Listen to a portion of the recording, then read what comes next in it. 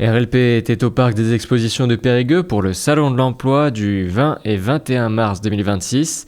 Pour cette 5e édition, nous avons parcouru le salon et tendu le micro aux acteurs périgourdins dans l'emploi et la reconversion professionnelle.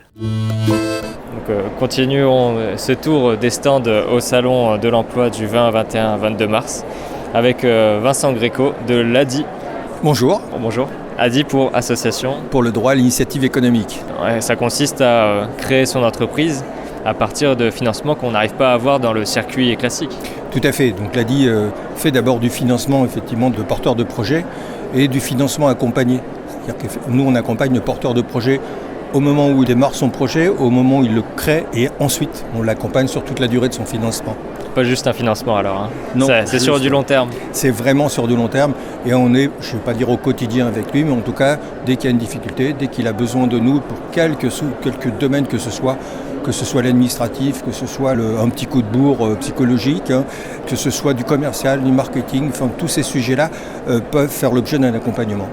Alors c'est national, hein. Combien de bénévoles, combien d'adhérents ? Alors il y a déjà 800 salariés au niveau national et outre-mer, et on est près de 1200 bénévoles qui accompagnent donc les porteurs de projets, les bénévoles étant des gens comme moi, anciens dirigeants, il y a des banquiers, il y a des gens qui étaient dans l'administratif, il y a des gens qui étaient dans la finance, voilà. Combien de porteurs de projets sont aidés ? Alors il y a à peu près 35 000 porteurs de projets sur toute la France sur l'année. C'est énorme.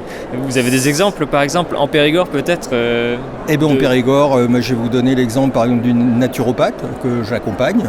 Je peux vous donner l'exemple de Maréchal Ferrand, par exemple, pour les chevaux. Pour les chevaux, tout à fait.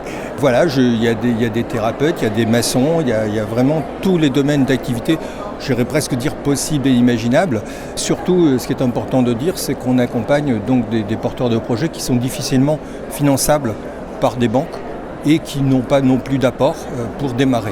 Alors comment vous arrivez à avoir ces financements ? Alors les financements, on les a au niveau déjà national, puisqu'on est une association agréée par l'État déjà. Ensuite, on a des financements européens. Il y a des entreprises privées aussi qui nous accompagnent. Alors en Dordogne, où est-ce qu'on peut se faire aider ? Est-ce que vous avez des locaux ou est-ce qu'il faut voir sur le site internet ? Alors d'abord, il y a effectivement le site internet, puisqu'il y a énormément de choses sur ce site. Il existe depuis des dizaines d'années, donc il y a tout un tas d'outils, de ressources que l'on peut trouver dessus pour sa création d'entreprise. ADI, c'est adie.org. Adie.org, absolument. Et sinon, le siège Dordogne est à Saint-Astier, mais en fait, on est sur tout le département. Moi-même, je suis sur le Buisson de Cadouin, par exemple. Voilà, donc on est présent sur vraiment toute la Dordogne.